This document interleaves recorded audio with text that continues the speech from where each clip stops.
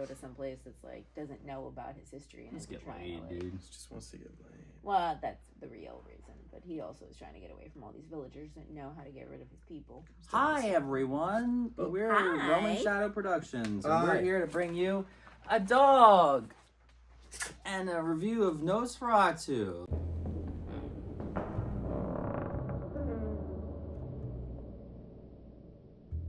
Nosferatu 2024, which is of course a remake of the 1922 classic, so it's been 102 years. Directed by Robert Eggers, who also directed The Witch, The Lighthouse, The Northman, so this is his fourth feature film.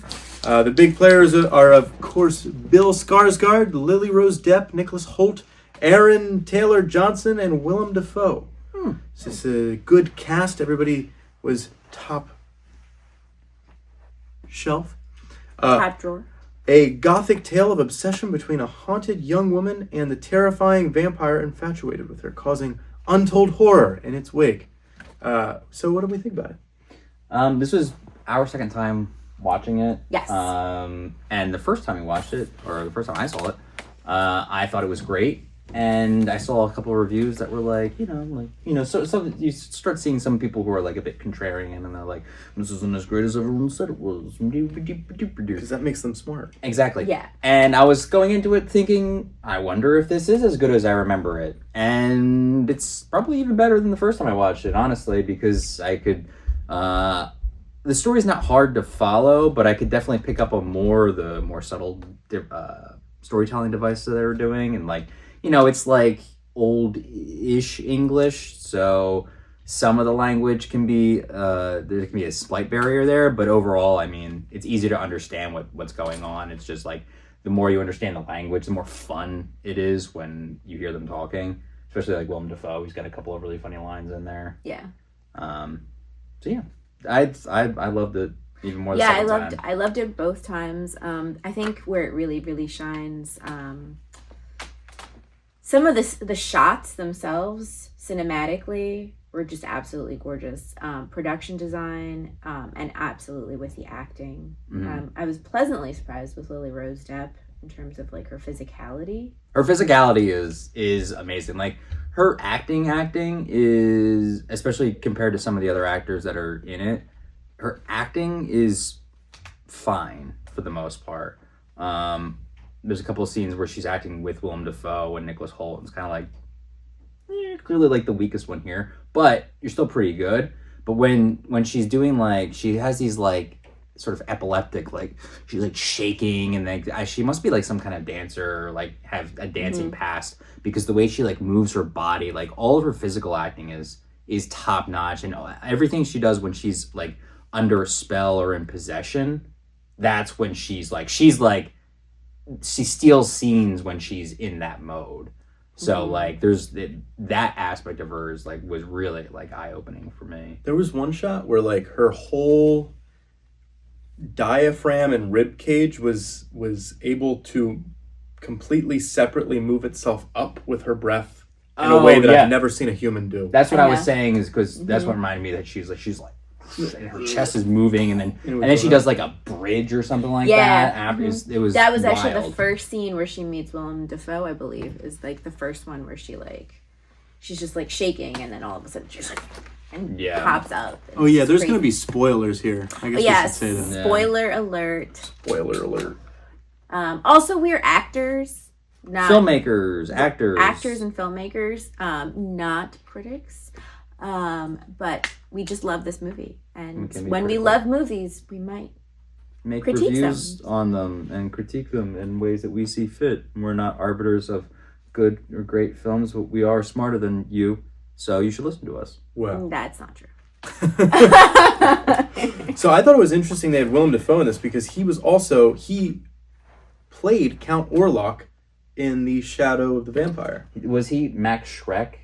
The actor playing Count Orlok? Yeah. I never saw it, but that's a great movie. Interviews. Is it? Okay. So I'm wondering if that was natural. I wonder if Robert Eggers just reached out to him rather than get him to audition. He probably just reached out. I don't think he has. This is their third film together. They worked on The Lighthouse together, where he's like, "Have you seen The Lighthouse?" I've never seen The Lighthouse. That's a great film. It's Willem Dafoe is like peak Willem Dafoe in that one. He's wild in that movie, and then he's sort of like a mystic in The Northman. So I think he probably just like called Willem and was like, "Hey man, do you want to be in my movie?" And he was like, "Oh yeah, I'm gonna be in that." So he's like the Johnny Depp to the Tim Burton. Yeah, he's kind of his guy right now. I feel like a lot of directors do that though. You find people you like, and then you hang out with them. Right, but I'm saying like that's just like what they do. Like, you know. That's what I would do. Martin Scorsese. That's what you did. Like Martin Scorsese always. De Niro, Leo, and DiCaprio. Yeah. And so. It definitely seemed to me like there was shout outs to like Tim Burton films. It seemed like that. Like there's one shot in particular that felt super Tim Burton-y. I think as long as it's any kind of gothicness, it's going to feel a little Tim Burton-y. But it seemed like, I think that there was one shot with Lily Rose Depp where it seemed pulled directly out of like Sleepy Hollow. Just like the lighting and everything. I was like, oh man, you can tell this guy really loves movies. Yeah. You know? Yeah. With any Robert Eggers film, also you're gonna get like the absolute best production design.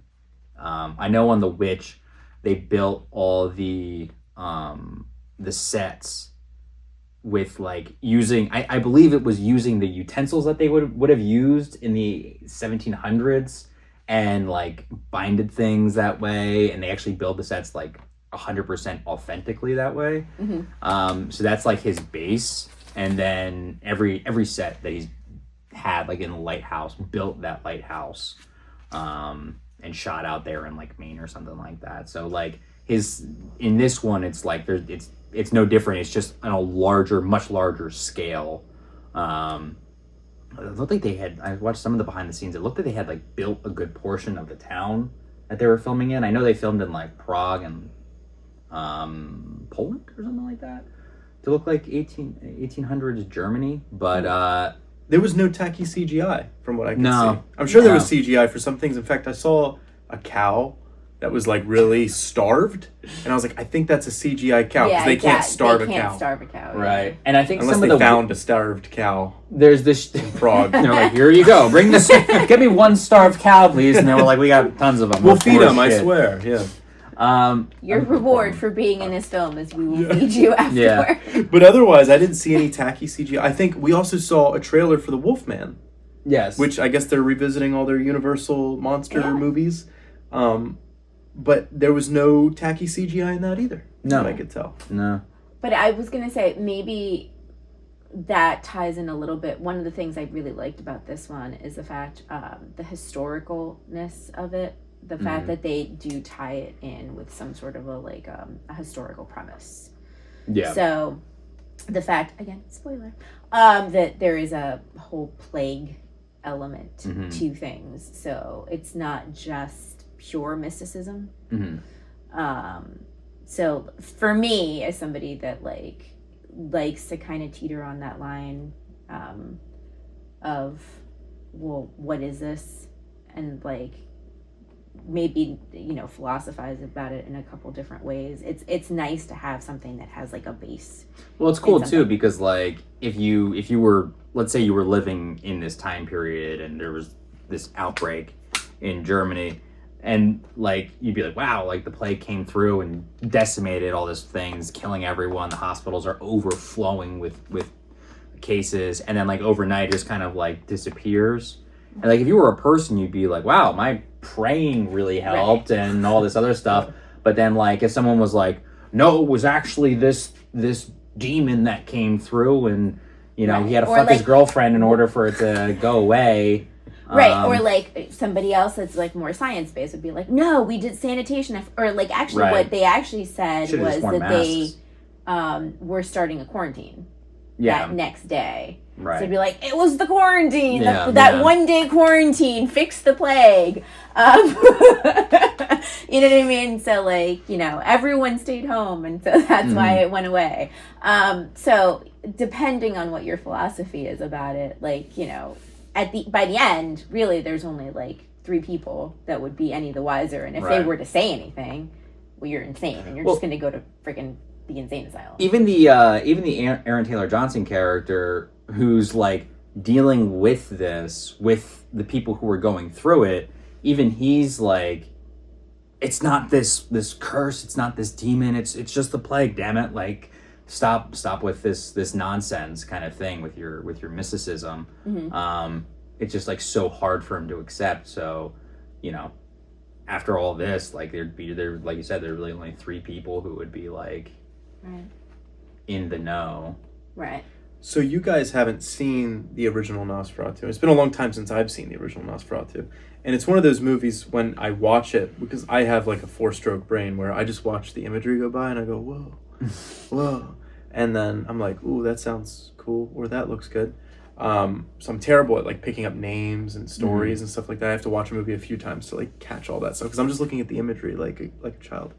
But so it's hard for me to like compare the original to this one. There's been a number of different renditions of Nosferatu. But what did you guys think about Bill portraying Count Orlok? I thought he was amazing. When I first saw it, I was like, who the hell did they get to play this guy? Like I remember thinking at the end, like as it was finishing up, I was like, they must have gotten some like crazy Russian theater actor to do this, because his physicality and his voice and all of his mannerisms and everything. And then because I knew that I was going to watch the movie before, like I think I saw like the first 10 seconds of the trailer, and I was like, I'm not really a big fan of watching trailers in general when I already know I'm going to watch the movie.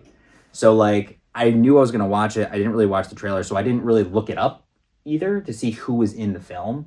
So when it popped up that it was Bill Skarsgård, I was like, Are you fucking kidding me? Like, I couldn't believe that was him. Like, the amount of transformation it does. I mean, obviously, like, the prosthetics adds a lot because he's under so much makeup. Apparently, it took him, like, 6 hours to get into the full makeup. But, like, he has completely disappeared. And knowing it going to the second time, I'm still like, I don't really see it. I don't see him at all. No, not at all. It was like what Daniel Day-Lewis is able to do without so much makeup, but it's like totally disappeared.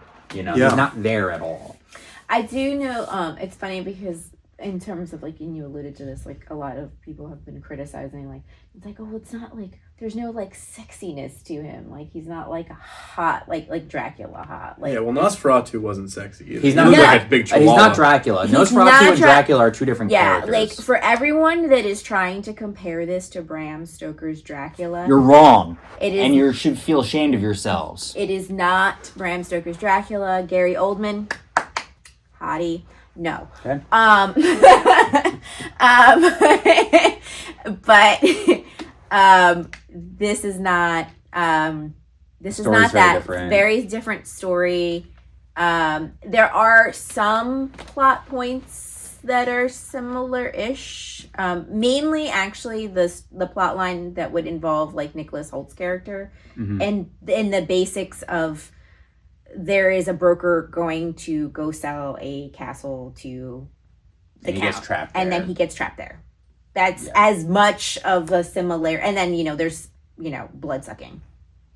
But besides that, there's really not much of a similarity there. So if that's what you're looking for, you're going to be disappointed. So just kind of throw that all out. Something that was also interesting too. So in the original Nosferatu, from what I could tell, from my memory, in the beginning of the movie, he's sort of like, he's almost pretends to be kind and polite in the original movie. At least from my memory. I could be wrong. Maybe in the title cards it was like, maybe he was saying rude stuff, but he would kind of be like, oh, come this way. He'd be almost charming. Mm-hmm. He's got like no charm. No, in this one, charming. There's no charm. He's very mean.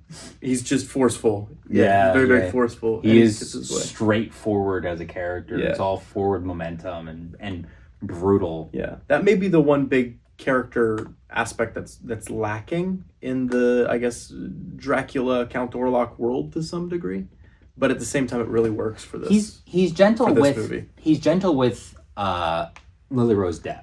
Like her character, what's her name? He like gently tells her, "I'll kill everyone that you love." Yeah, and he does this thing like. Do you think that there's a gentleness to him? Yeah, because like when there's the scenes where they're sort of matched up with each other, and even it's when he's like yelling at her, kind of he's thing. like he can crush her, right? But he's like to me, like we were talking about this when we were leaving the theater, is that like she's sort of a demon for him because he calls her his affliction, right? Like he has to be with her. It's a compulsion for him. So he's willing to kill anything and everyone in order to be with her, right?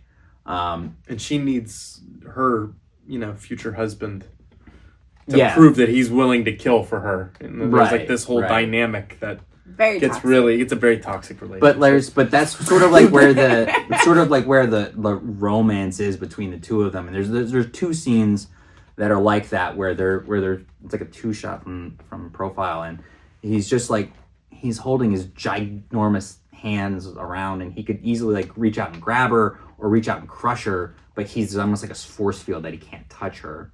And if you think about it like that, it's kind of sad.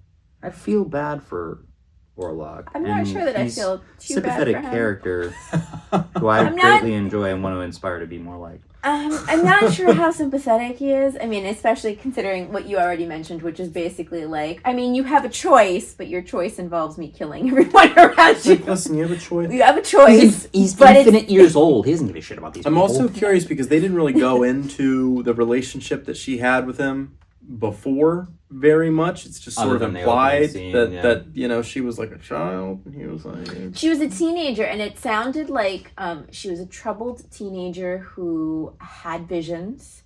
So she was touched in some way, like she had like the ability to like see into the future. She had some sort of like witch-like qualities, like mysticism qualities. She's force sensitive. Yeah, exactly. And so she's force sensitive. Way to bring Star Wars into this. So yeah, she's force sensitive, I guess, if you want to say that. And it scared her parents, and they didn't understand her, and so she sought out into the void somebody that could come and aid her. And as a young child, this demon basically took advantage of her need and like introduced her to her sexuality, and then like her dad made her feel guilty about her nakedness and called it a sin and wanted to send her away, and then started this whole thing. So you caught all that. I didn't catch all that. Yeah, she says it when she first meets she says it when she first meets Willem Dafoe's character. She like, sort of spills her guts. She spills her guts out. And then she says that it's Nicholas Holt's character that finally made it so that she didn't feel bad. I feel like I didn't need that. That was the thing that I really liked about the way that they treated the characters, is that like all the characters were very genuine. Yeah. So like Lily Rose Depp's character and Nicholas Holt's character actually love each other.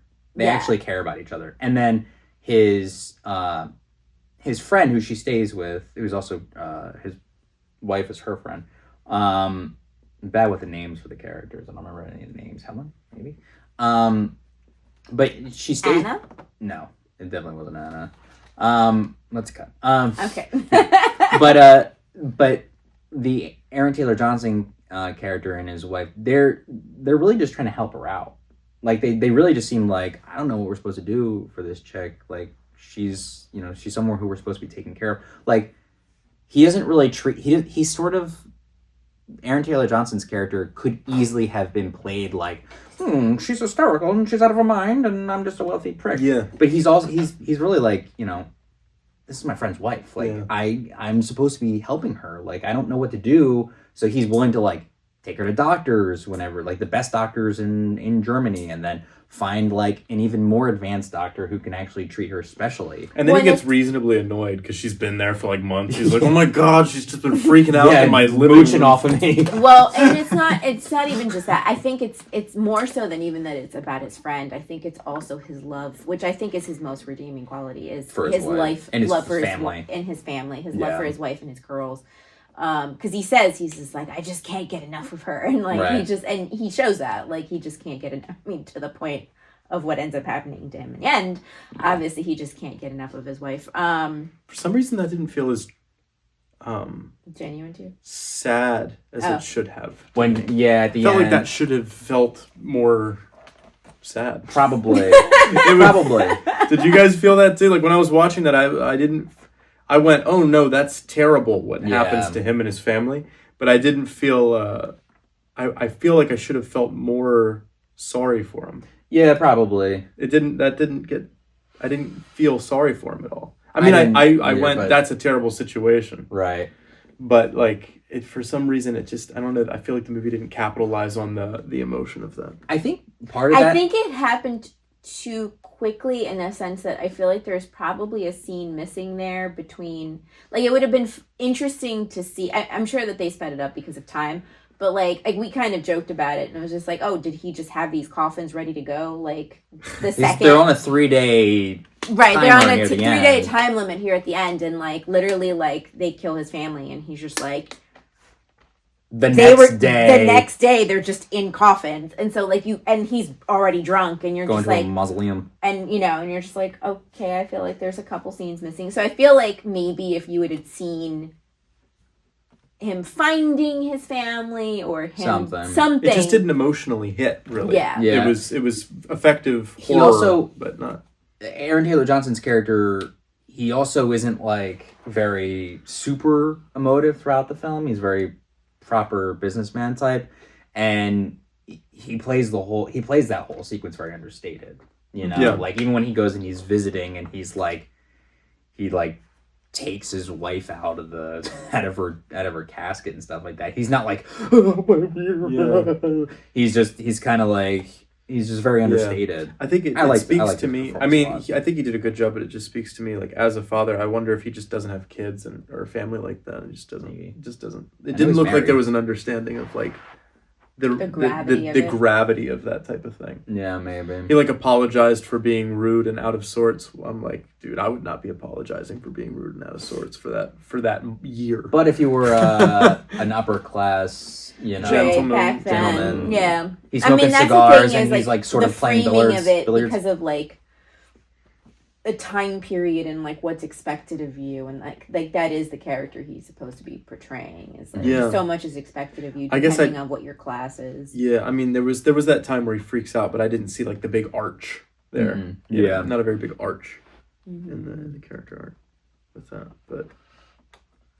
Yeah, I feel like maybe that, and that is something that like happens is like when you're trying to do something that's like a historical, like, because like nowadays, like when you're doing justice to a character, like we do so much character study and like it's just like, let me think about my character's psychology and sociology and like the time period, and all this other stuff. I wonder how much of it was just the movie cutting his art.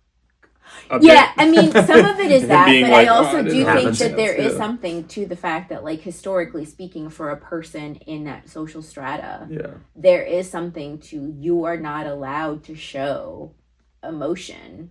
That in and of itself, like he would have committed suicide. Like, that would have been, like, the thing, is like, oh, no, I'm not allowed to show that I have feelings or, like, any kind of thing. So, like, the thing that's going to happen here is that I'm just going to blow my brains out as soon as I have a second here. I think there was that moment where he was like, my girls. That was sad. That was sad, For a second. And then it kind of moved on. Yeah. Favorite scenes in the film? Favorite scene in the film? I would say my favorite scene was between Lily and Nicholas Hoult, which their possession together. When they're arguing. And she like convulses. Her face looks totally different in that one shot. And I almost wonder if they used some sort of special effect on her face. That's not or the if that only was time. just purely her I think that's ability. not the only. Contort. She can contort her face because she did it too when she did that whole bridge thing too. Like it's like this like. Very good at kind of drooling, and then she did the tongue and the drool like Oh yeah, she did that weird tongue thing. The tongue thing, and then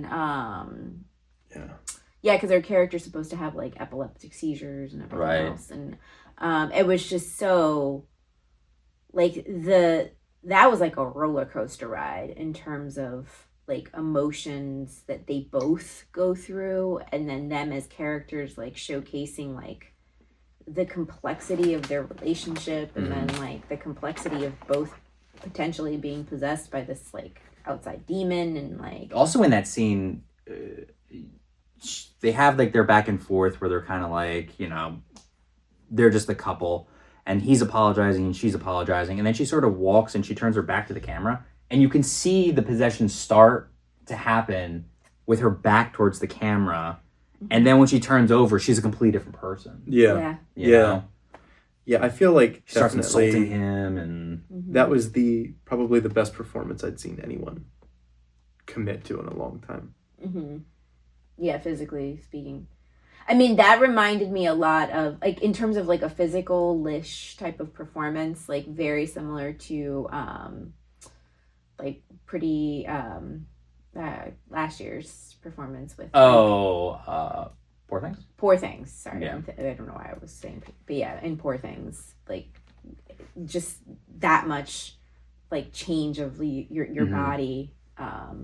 So rapidly, too. So rapidly, yeah. Yeah, and I don't know how old she is, but she seems much older than I think she is, because I think she's just, like, a new adult, isn't she? She's in my in her mind, mid-20s. In my mind, she's I think like she's a in kid. her. I think she's in her mid-20s. But she's probably older than I think. But it's just one of those things. Sometimes people read as older, and I don't know how much of that's just being the child of like talented people. But you know, you see that doesn't always spread to the next generation. That doesn't always. I was pleasantly surprised. Yeah. But what about you guys? What were your favorite scenes? I liked pretty much every scene with Knock in it. The boss, who's like Nosferatu's like dog, that he calls him at one point. The one scene that I really liked is him like, he's like naked on his office floor and he's like using his blood to make a pentagram. He's like drawing it out, and all of his like. It's very big. It's very theatrical. Him in the hospital cell where he's like petting the pigeon and all that, and bites the pigeon's head off and it's bleeding all over him. I mean, that stuff, some high quality stuff. I like all that. You're very into body horror. That's not body horror. That's animal horror. I don't know what it is. That's animal horror. Some kind of body horror.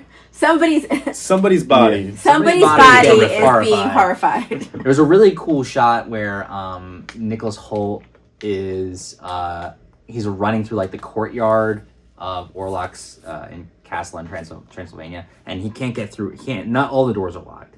And then he like goes to the main one. He's like hitting it, but the camera follows him, and then it stays there. So the camera lets him run all the way away to go like see if the main doors, and then he runs back into like a close up, and then it follows him over to another door where he like breaks in and he like goes down. I thought that shot, like I was like, it's just very smart to just leave the camera here and let the actor do the work instead of having to follow him all around and cut all over the place, which like to me would have just like slowed everything down. Like you think like cutting like that would like break things up and like it would speed things up, but I feel like it would have just felt really slow if you're just like, oh, he like runs up and then you have a shot where he like lands at the door and he can't get through, and then he runs back, you know, all that stuff. Like he just like Robert Eggers clearly has a actor's bone. He understands like how to let them play. And then I like the shot immediately following that when he goes down into Orlok's crypt. It like starts on him and then it goes down to his feet as he's like walking down, and he takes like two steps and he like slips and he falls down like a couple of steps, and then the camera's just like, all right, we're done over here, and then it pans over to like where the crypt is. It's like very smart ways of shooting it. And then like physical performance, all the physical stuff in the film was pretty amazing, I thought. There was never a weak performance in the movie. Like there was never a moment where I'm like, I'm taken out of this world, which is especially rare for a period piece. Yeah. But I think naturally I was most interested in Count Orlok's introduction. Like how is he introduced to the audience into this world, and how does he interact with the human for the first time in the movie. And so whenever he's coming into the courtyard for the first time, Count Orlok is there, and then he just sort of turns his back and walks away. And as they're walking up the castle staircase, he's like giving him a hard time, and you hear his voice for the first time, and it's so powerful. The breathing and this like snarling kind of like vibrato that he brings to it, and he's like berating him about him being late, and it was like, this man has already established like a disciplinary relationship in the first sentence, right? That it's like, if you don't abide by my expectations, then you're gonna suffer. He's ever demanding. Yeah, and it was it's like all of our fathers. So much was established like without it seeing him, and the whole scene following that, where they're sitting at the dinner table, they almost don't show him at all, and I'm like, yes, more of that. Like more horror movies need to do that. Also, there's a big advantage. Bill Skarsgård talked about this. There's a big advantage of Warlock that a lot of films with a monster in it don't have, is that the monster talks and talks a lot. You know, like there's not that many where it's not like an outright villain, because like Nosferatu's like a monster. You know, he's a demon. He gets to have a lot of dialogue. The shark in Jaws doesn't get to. Mike Myers doesn't get to. Like these. A lot of these like creatures or villains don't really get to talk a lot. Warlock talks a lot, you know, and he just has like a crazy presence all the time. Like even from the beginning, even when he's in shadow, like his shadow, like the one part where he reaches his hand up, cast all over Germany, like as he's traveling. They do a really cool job with like trickery. There's the one where Nicholas Holt's in Orlok's castle, and he's like sees the shadow in the window or in the curtain or something, and then he turns around, and then it's actually Orlok in the hallway with the wolves that he's casting through the wall. It's very, very cool. Yeah, I like the fact that they take their time to like in general, like with the whole shadow parts of things, but also just in terms of horror, like it's not, they do a lot more like jump scares and that kind of stuff. So it's like a mix of that. It's not just straight up gore. It's not, there's it's a blend of a lot of things. It's a blend of a lot of different things. It does a lot with like suspense. Like horror, I feel like, is at its best when the suspense is really high. Yeah. Not when it's just like just gore, or it's just like jump scare after jump scare after jump scare. It gets boring. Yeah. In terms of favorite scenes, maybe in other types of cinematically or production design or anything else, like there's so many other genres or so many other parts of film that often get overlooked. Like, are there any other things that you liked about the movie? So, like, for example, like for me, I loved probably, like, if I'm just looking at cinematography, probably my favorite scene is where Nicholas Hoult just arrives at the castle. He's just at the gate, and he's perfectly framed. And like the horses are coming and they're perfectly framed. Oh, when he's in the woods. Yeah. You can't even see Holt's just a shadow. Yeah. And but it's like this perfect framing on both sides. And like then just even once he's in the carriage and the horses are going, like it's still that perfect framing going through. That's probably my favorite from a cinematic standpoint. But like, do you guys have like? Just to piggyback off that for a second, I like how like things in the film are just very eerie, the way that they sort of they unfold. And in that scene where the carriage is approaching him, like he like Nicholas Hoult closes his eyes and then he looks up and the carriage is like, it had been coming straight at him and now it's sideways, and then the door just slowly opens up and then stops at a perfect point. Yeah. It doesn't like open up and then bang or anything like that. It just opens up to a perfect point and allows him to come in. There's a few things that happen that are like that, where it's just like, it's very like mystic and being controlled kind of thing from afar. I just love the look of Orlok. Like the way his like skull and then his back when he's in the full makeup, but like I liked his hands and he always has this thing where his hands are down, like by his cape. And we talked maybe that's a costume thing, maybe that's a special effects thing. But I mean, to me, it struck me as like just like a character choice that he just has like he's very still down here, and like I don't know. I thought it just gave him a presence, like his whole getup, his big coat, his mustache, everything about him. I thought was like just that. Warlock in general to me was just like a 10 out of 10. Like every time he's on screen, every time he's talked about, anytime his presence is felt, like when he's like when the possessions are happening and stuff like that. Like anytime he's felt throughout the film, it's like very powerful. And that for you, Austin? I think, and I touched on this earlier, but it's especially cool because it's a period piece.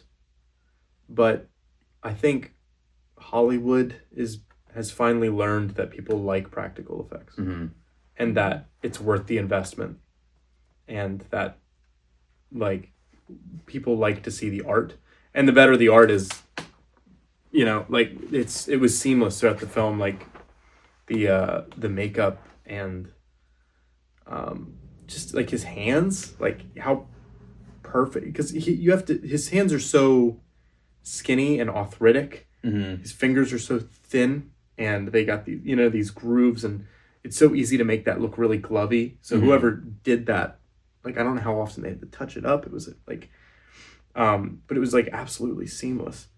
And the town, like I don't know how much of that town, like, you were mentioning they built parts of the town. So much of that could have been cheaply digitally created.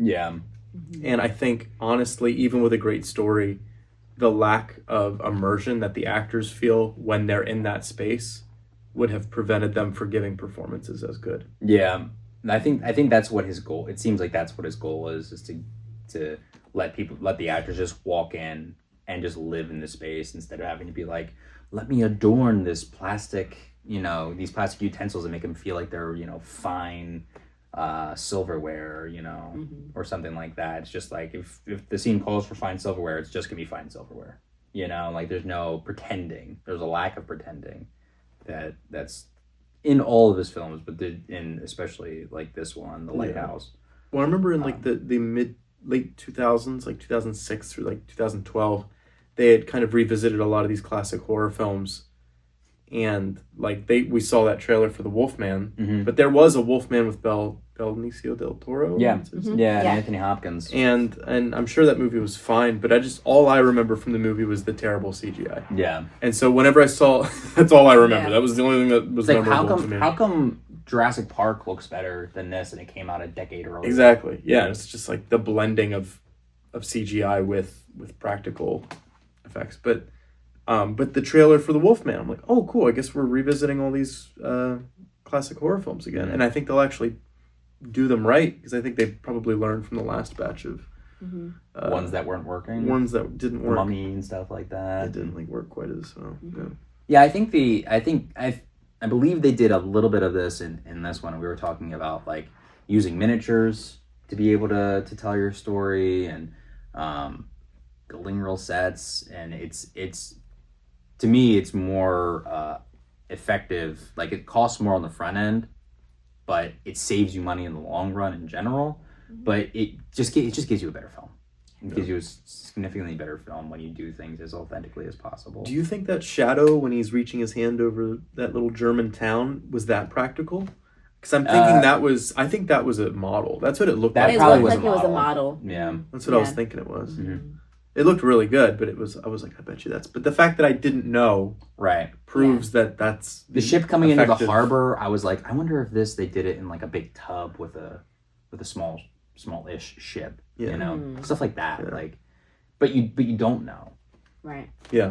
So whereas with CGI, a lot of times you're like, oh, that's definitely a CGI bird. It's like what they did. It looks good, but it's a CGI bird. They did The Thing in the 80s, and all that stuff looks amazing. And then they did the prequel in the 2000s, and they did all this stuff practically, and then threw CGI over it, and it's like, wow, this stuff looks awful. Yeah. So I think it really is. It does behoove the filmmaker to spend a little bit more up front to make sure it's done right, and spend more time. I think that's also it too. Is that you have to have a better idea of what you're making. You know, if you're like, all right, I want to build a town.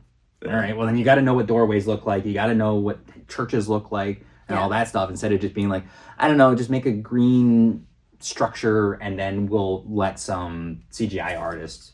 Yeah, it kind of forces you to be educated about the movie that you're making. Mm-hmm.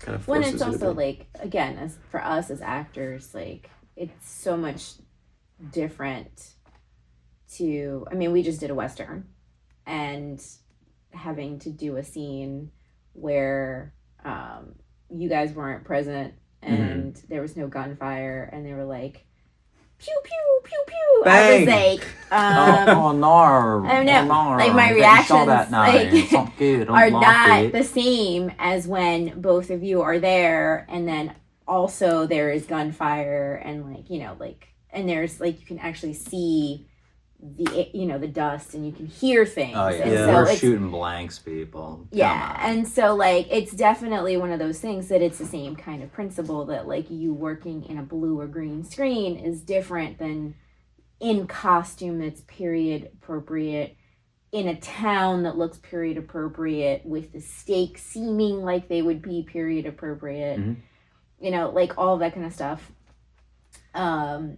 It just, the closer you can get to it. Yeah, sure, like, our job is to play pretend. But, like, the closer you can get with the toys to your pretend, the better and, like, the more realistic it is to get there. At its base level, acting is playing pretend. But then, like, as professional actors, your job is to be as truthful as possible. Right, exactly. In a pretend environment. So, if you don't have to have a pretend environment, you can just be truthful. Correct. So, well, y'all, in conclusion, 1 out of 10, where does it rank? I'm giving it a 1, 1 being the best. I don't think that's how that works. It's number 1. It's number 1. But yeah, if the 10 is the best. Oh. Yeah. I'd probably give it like an 8.3. 5.3. Because I need to be nitpicky and critical. I don't really have things to be nitpicky and critical of because all I've done is give it praise and all this other stuff, but I don't think any movie is perfect, and this film is not perfect, but I feel like if you're giving it a 9 or an 8.5, that's dicey territory, because if you look up 8.3 on IMDb, that's probably higher than, like, The Godfather. Not for me. I wouldn't put it up as high as The Godfather. So that's how my scale sort of works. I know you don't like Italian movies, but that's okay. I'd give mine 8.3, folks. I know you don't like Italian movies. Okay, Suji, what about you? Anyway. Could have had more wolves in the film. There we go. Could have had more wolves. Sure. I think that I actually saw a review where somebody was, I think actually it was Bill Skarsgård that was actually terrified about the Nicholas wolves. Hoult. Oh, was it Nicholas Hoult that was he said that he was legitimately terrified because the wolves were like lunging at him like right before, and then it's like, now go run away from these wolves now, buddy. And he's like, well, fuck. Yeah, he was like legitimately terrified of the wolves. So I don't know. I think he master, so I was gonna say he was legitimately terrified of them. So I think he would disagree with the need for more. Could have used more wolves. I would have liked wolves. I would say probably like an 8.5. All right, is that a 1-up me? What is this? Price is Right, or no? I don't think it's like a Price is Right type of situation. I just think it's probably like an 8.5. It was I liked the historical accuracy, as much as as far as that whole vampire story, I liked the fact that it was rooted in more of a historical basis. I liked. I really loved the acting in it, and I loved a lot of the production design and the cinematography. So, for a film that's about vampire and all this other stuff and period piece, it's so grounded. Yeah, it's really grounded. So it's very understated. Yeah. Yeah, like it's not Twilight. It's not Twilight. It's not even like fantastical. Yeah. It's not like super stylized. It's just like, I don't know, just really straightforward. Maybe I might give it an 8.6. It just needs to win up. I might give it an 8.6. Anyway. Could have used more wolves. What about you, Austin? Okay, so this is the second time you guys watched this? Mm-hmm. Yeah. Okay, so I only watched it once. I'm still a little confused about the ending, where I'm like, don't know how I feel about that. But at the same time, I haven't gone out. I don't trust movies anymore. I've had my heart broken so many times. I read books now and stuff. I'm reading biographies because I'm just like, that's just what their life was. I want to know. Even if they lie about their life, I don't care. Like, I just want to know what your fantasy life was like. So I haven't been watching movies much. But this was, like, I can't believe humans made it. Yeah. Like, sometimes you see a movie, you're like, how did humans make that? Art. You know? Right. But there's some things, like, thematically and that I just don't really understand. Or maybe I would have to watch it again to kind of grasp it. Because I'm just like, whoa, the imagery, you know? Like, I'm kind of caught up in that the first viewing, generally, when I watch a movie. So I'll say an 8. So your gut is saying 8 right now. My gut is saying 8. Maybe if you saw it again, you'd give it an 8. I might even give it more. I might give it more. Well, what did you not understand? I'm like... Well, apparently he didn't get the stuff that I was talking about earlier. I didn't catch that at all. I don't know how much of that is, too, like, being a woman viewing a movie. And you're like, damn straight. And I'm on the other side, I'm like, not picking that up at all. What the fuck is she talking about? You're like, I wasn't listening to this dame talk. You're like, I get it. I get what they're laying down. I was like, I didn't see that laid out. Like, my wife can give me solid instructions, and I miss them. And I'm like, I didn't realize that was an instruction. I told you 4 times. I thought that was a suggestion. No, that was a demand. That was a polite demand. I'm like, oh, I thought that was like, you could do that if you wanted to. I'm like, thanks, babe. You know, so I don't pick things up all the time. What did you not understand about the end? I don't know. I'll have to watch it again. But there was just, sometimes I watch things and I'm like, what are they trying to tell me as the audience member versus just me witnessing this and being interested? Like, intrigued. Is it that you didn't like the ending? Because that I don't is know one how of I the feel about reviews. it. There are a few reviews where people have said that they don't like the ending. I think it was that I appreciate her sacrifice, but I felt like she was too into it for me to appreciate the sacrifice fully. I'm like, she wanted that. She wanted that a little bit more than I wanted her to want it. You wanted the I wanted her to want it less than she wanted it, but I think she wanted it. She's torn. She's conflicted. She was conflicted. I appreciate the conflict, but I think by that point in the movie, I would have liked to have seen her go, oof, I hate this. Yeah, I hate how much I want this too. You know, I think she gave into it. There was like a martyrdom there, but there wasn't enough of the martyrdom. It was like, I think she's liking this vamp. Do you think though that she needed to? She's liking this vamp. Do you think though that she needed to fake it for him? I don't think so. I think she was. You think she actually wanted it? Yeah. Maybe she wanted a little bit. Maybe she went full method and was like, I got to convince him that I'm like totally into this. I mean, that was kind of the premise, right? Yeah. So she's like that. He's like, you. I think everybody, and me even. Like, I just imagine him sitting on the side of the bed and he's like, I just feel like you're not into it. Yeah. You know what I mean? It's not even fun to suck your blood. And she's like, oh, drink more. And you said you were into it. Now I feel like you're kind of backpedaling. You know, I guess I wanted to see maybe more conflict in that time. Whereas it looked like she just was like, yeah, this is exactly what I wanted when she... Yeah. It seemed like she was like, all right, bring it on. Some of that stuff I think it was more like accepting of her fate. Like, I think once she knew... She had her conversation with... She completed her character arc. She came to terms with... She accepted. She talked to Willem Dafoe. She knew, they agreed, like, you know, in another time, you would have been, you know, perhaps a high priestess or something. But unfortunately, in this time period... Leader of ISIS. Yeah. Is that what he said? Yeah. Like, you know, unfortunately, in this time period, you suck, and you're going to just have to die for us. Yeah. Good luck. Yeah. And then, you know... They pretty much set up their plan. And, it just feels like... And so she just accepts her fate. There's this part of me that feels like at the beginning of the movie, because she's like at the beginning of the movie, they're having a good time in her dreams, right? But she's like, oh, I don't want this though. And then at the end, it almost feels like she's like, back to where she was in I'm the going to let it happen, and I'm going to love it while it's happening. She says it in her dreams, is that, like, when she was at her wedding, she's at the wedding with death, and the smell of rancid meat, and all of her friends are, like, dead. And she's like, I've never been happier. I was never happier. Yeah, so I guess it was one of those things where it was like, there's maybe an internal demon in her. I mean, she has maybe, a demon. yeah, maybe outside that of was Orlok. just her fulfilling her fate, though. Yeah. Maybe that's just who she was meant to be. But she's also his demon, as far as I guess it just made tell. me feel So bad for Nicholas he's Holt. really He been shows up victim. and he's like, oh, thank you, babe. It was the weirdest arrival I've ever seen to a man walking in on his wife and another man. Yeah. Where he's walking in and he's going like, thanks, bud. It was such Good job, babe. But either way, I liked it. I liked it a lot. It was a cool movie. I loved it. Yeah. 8 out of 10 on my...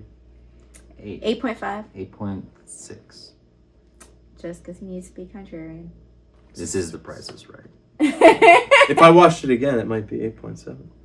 There you Austin, go. don't steal my... Don't one up me, dude. I don't We want gotta do the whole review all No, over. okay. This is more like a can edit. podcast than was a review. Anyway, thanks for joining us for our first review. This was of Roaming film. Reviews with Roaming Shadow Productions. And your heads are probably roaming right now. You probably did not make it to the end of this video. It's okay. See you next time.